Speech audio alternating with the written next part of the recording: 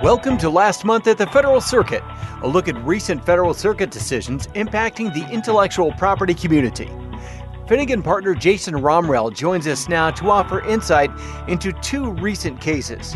One that began with IP considerations, but in the end made a significant judgment related to attorney's fees, and another that addresses constitutional requirements for a case or controversy that can be decided by a federal court. Jason, before we get into the first case you'll be exploring today, can you give us an overview on the state of law as it relates to attorney's fees in exceptional cases? It has been just over 5 years since the U.S. Supreme Court's rulings in Octane Fitness and Highmark, which really reshaped the landscape for attorney's fees in patent cases. In Octane Fitness, the Supreme Court rejected the Federal Circuit's high bar for what constitutes an exceptional patent case, where a losing party must pay its opponent's attorney's fees. The Supreme Court replaced the Federal Circuit's rigid test with a more flexible standard, holding that fees are warranted under 35 U.S.C. Section 285, where a particular case merely stands out from others. And over the past 5 years, this has predictably led to significantly more motions seeking fees, as well as an increased likelihood of success on those motions. And as a result, the risk-reward analysis has changed somewhat for many potential litigants. And similarly, in the Highmark case, which was a companion to the Octane Fitness case, the Supreme Court held that an abuse of discretion standard of review applies when reviewing a district court's exceptional case finding, which makes it more difficult to challenge fee awards on appeal. Now, of course, the abuse of discretion standard does not preclude an appellate court's correction of a district court's legal or factual error. For instance, a district court would necessarily abuse its discretion if it based its ruling on an erroneous view of the law or on a clearly erroneous assessment of the evidence. But that is still a much higher hurdle than the Federal Circuit's old de novo standard of review for assessing whether litigation was objectively baseless. Now, while there has been a significant uptick in fee awards over the last 5 years, those awards must still be predicted on an exceptional case finding. That is, a case that stands out from others. So there certainly hasn't been an avalanche of fee awards as some had first predicted after Octane Fitness and Highmark. But even 5 years removed, courts are still grappling with what kind of circumstances make a case exceptional for purposes of Section 285. Now, the first case we're looking at is Thermolife versus GNC. Tell us more about it. So the Thermolife case is a useful and somewhat unique data point in understanding the circumstances that might lead to an exceptional case finding after Octane Fitness and Highmark. The procedural history is somewhat complicated, but I think necessary to fully understand the implications of the decision. So this particular litigation arose over 4 patents owned by Stanford University, directed to methods and compositions involving the amino acids arginine and lysine to be injected to enhance vascular function and performance. And in particular, Claim 1 of one of these 4 patents, the 459 patent, was directed to a method of improving vascular nitric oxide activity of the vascular system of a human by enhancing endothelial nitric oxide. And most of the claims in the other patents similarly included an efficacy requirement along these lines for amino acids or physiologically acceptable salts of those amino acids, or even required particular amounts of those identified amino acids. Now, Stanford had originally licensed the patents to another entity, but in February 2013, it exclusively licensed the 4 patents to Thermolife. And over a 9-month period, Thermolife filed a total of 81 infringement suits, including suits against High-Tech and Vital in the Southern District of California. The district court consolidated all of these cases together, and Thermolife alleged, specifically with respect to High-Tech and Vital, that they were directly and indirectly infringing these 4 patents by making and selling various products, as well as by inducing or contributing to end users directly infringing use of those products. Now, eventually, Thermolife filed infringement contentions as required under local rules, alleging infringement of specific claims with specific High-Tech and Vital products. The parties agreed to this interesting phased discovery, which would initially be limited to issues of standing, claim construction, and patent validity. In other words, they decided to address all the validity issues first and save infringement for later. given the number of defendants involved in the case. So the district court eventually held a bench trial on invalidity, and the court determined that all of the asserted claims of all 4 of the patents were invalid for anticipation and obviousness. After the invalidity determination, Hi-Tech and Vital moved for attorney's fees under Section 285. But while the litigation had centered around the validity issue, defendants' main argument for fees was that the plaintiffs did not conduct an adequate pre-suit investigation into infringement. According to Hi-Tech and Vital, such an investigation would have revealed that the accused products did not infringe Claim 1 of the asserted 459 patent in particular, and that was the only claim that Hi-Tech and Vital specifically discussed in their fees motion. So one premise of this argument was that the accused products all contain less than 1 gram of L-arginine, or its salt, per serving. The other premise was that plaintiff's own validity expert made clear in a 2015 deposition and also in 2016 trial testimony that the studies published before these suits were ever filed showed that amounts of L-arginine less than 1 gram would have been ineffective to enhance nitric oxide production as required by the claims. So based on those admissions by the plaintiff's own technical expert, Hi-Tech and Vital argued that the plaintiffs should have discovered that the accused products did not infringe Claim 1 of the 459 patent had they read the labels on the accused products and conducted simple tests before suing.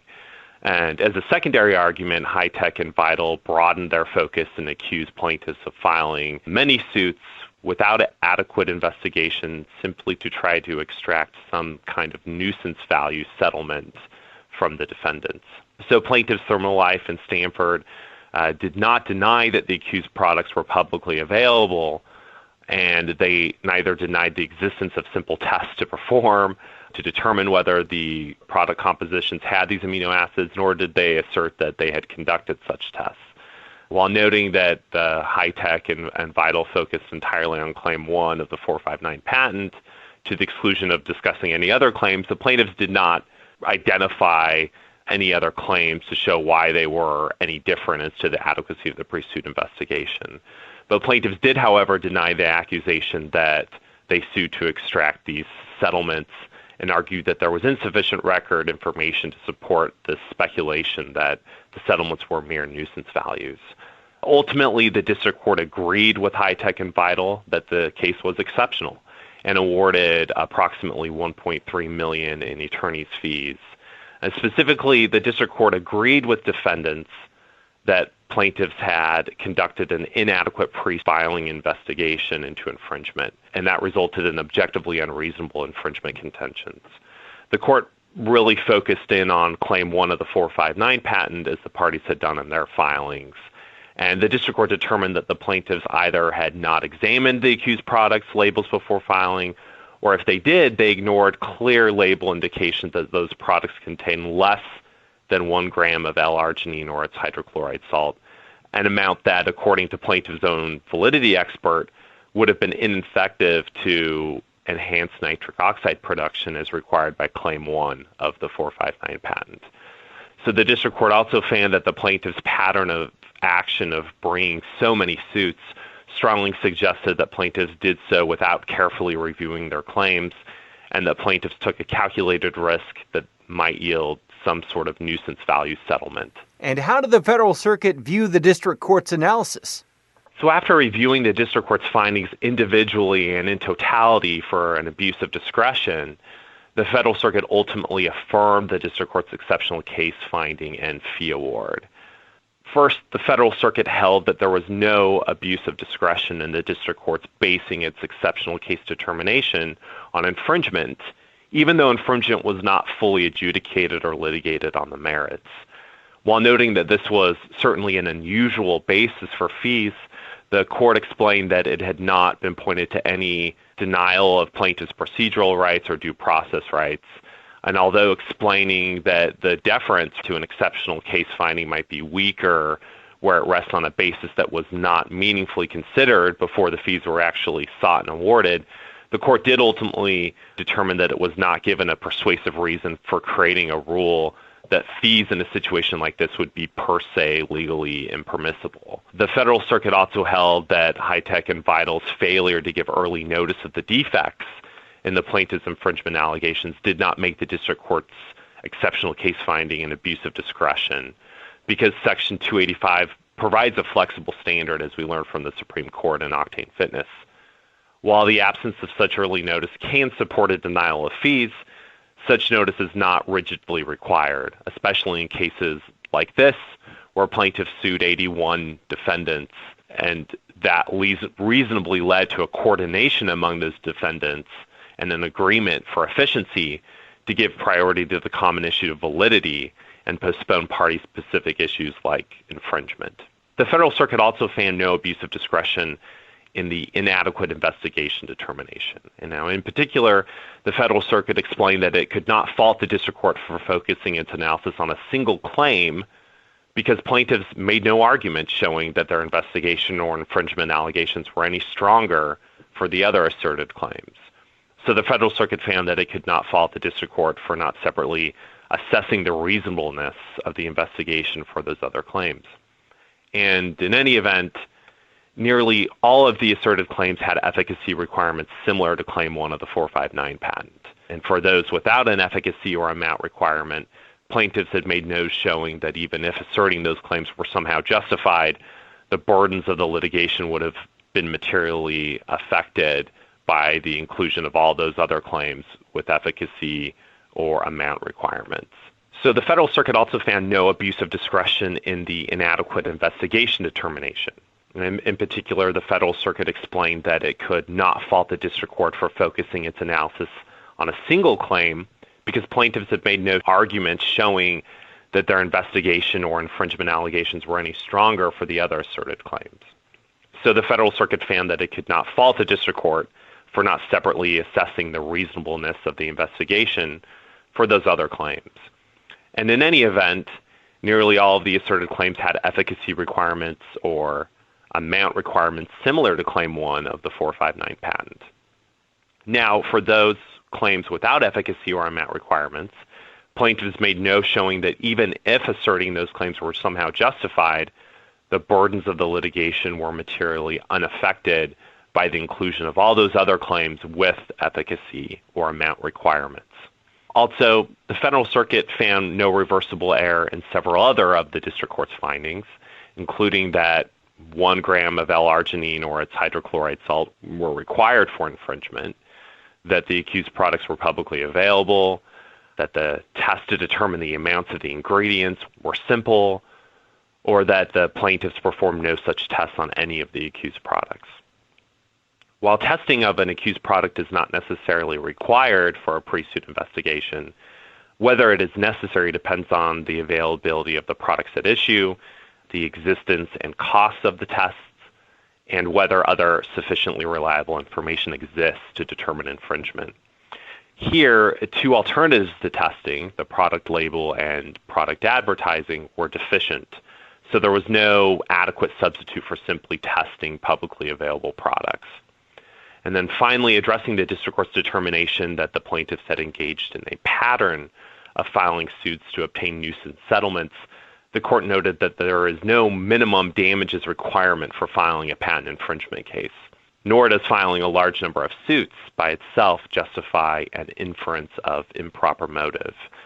Nevertheless, the Federal Circuit found no reversible error because the district court's exceptional case determination was really ultimately tied to its finding that plaintiffs had a pattern of bringing suit against many defendants without carefully reviewing their claims with an adequate pre-suit analysis.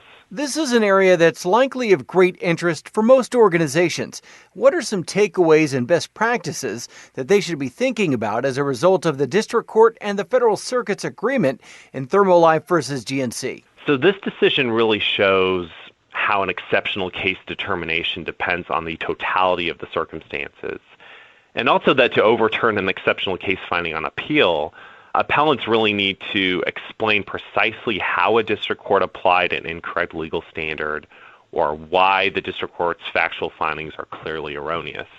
But I think even more than that, the Thermolife decision highlights the importance of conducting an adequate pre-suit investigation, especially if products are readily available on the market and easily testable. And for patentees, suing multiple defendants, it may be even more critical to make sure that an adequate pre-suit analysis has been conducted with respect to each defendant and each accused product. I think for defendants in patent infringement action, it's important to remember that attorney's fees don't always stem from the issues that the parties spent most of their time actually litigating. The inadequacy of a pre-suit infringement investigation can, under certain circumstances, justify an exceptional case finding, even when infringement was not the focus of the actual litigation. In the next case we'll look at, AVX Corp. Versus Presidio, the constitutional requirement of standing is front and center of the Federal Circuit's decision. Let's first take a closer look at what standing is. Sure. This is an issue that has really drawn a lot of attention at the Federal Circuit since appeals from post-grant proceedings like IPRs first started arriving at the court. Because Article 3, Section 2 of the Constitution limits its grant of the judicial power to cases or controversies, any party that appeals to an Article 3 court, which would include the Federal Circuit, must have standing before that court can consider the merits of the case. Now, for a party to have standing, it must show an injury in fact and a causal connection between the injury and the conduct complained of, and a likelihood that that injury will be redressed by a favorable decision. An injury in fact is a legally protected interest which is concrete and particularized and actual or imminent, not conjectural or hypothetical. Unlike in federal court, a person does not need to have this Article 3 standing to file an IPR petition and obtain a patent trial and appeal board final written decision, because Article 3 requirements do not apply to administrative agencies like the Patent and Trademark Office. So this creates an interesting dynamic where an IPR petitioner that lost on some or all of its challenges before the board and wants to appeal portions of that decision might lack Article 3 standing to appeal the board's decision at the Federal Circuit. Now, the Federal Circuit explained in its 2018 JTEC Corp v. GKN automotive decision that when the record before the board is inadequate to show standing, the appellant must supplement the record to the extent necessary to explain and demonstrate its entitlement to judicial review on appeal, such as by submitting affidavits or other evidence to demonstrate that it actually has standing to be at the Federal Circuit. And how did standing play a part in AVX Corp. Versus Presidio? AVX challenged a Presidio components patent describing and claiming single-layer ceramic capacitors with certain features in an IPR proceeding before the Patent Trial and Appeal Board. Now, the board held that a few of the challenge claims were indeed unpatentable, but also held that AVX had failed to establish unpatentability for most of the challenge claims. So Presidio did not appeal the board's decision as to the unpatentable claims, but AVX appealed the board's decision as to the upheld claims. And Presidio challenged not only the merits of AVX's appeal, but also AVX's standing to appeal. In AVX's opening brief, it included a declaration from its general counsel to try to establish its constitutional standing. AVX's declarant highlighted its R&D budget and that AVX owns its own patents in the capacitor industry or space. AVX's declarant also highlighted past disputes between AVX and Presidio involving other patents and explained that a future threat of an injunction or litigation on this patent would harm AVX and dissuade customers from buying its product. AVX also argued that if the board's decision stood and were given a estoppel effect under 35 U.S.C. Section 315E, then AVX would be materially hindered in the market, and Presidio would be especially encouraged to assert this patent in future litigation. So 35 U.S.C. Section 315E prevents IPR petitioners from arguing in future proceedings anticipation or obviousness grounds that were raised or could have reasonably been raised in their IPR. So AVX's argument was essentially that this estoppel that they were now facing as a result of the IPR and losing the IPR would injure them in the market and hurt them in a future litigation, and that injury was sufficient to create standing. Now, the Federal Circuit ultimately rejected AVX's arguments and held that AVX lacked standing to bring its appeal to the Federal Circuit. So first, the court rejected AVX's argument that the effects of Section 315E's estoppel provision provided a sufficient basis for standing. In fact, the Federal Circuit had similarly rejected this argument in earlier cases like Phygenics and JTECT. But even more, this panel noted that the Federal Circuit has not yet decided whether the estoppel provision of Section 315E would even apply where an IPR petitioner had lacked Article 3 standing to appeal the board's decision to the Federal Circuit.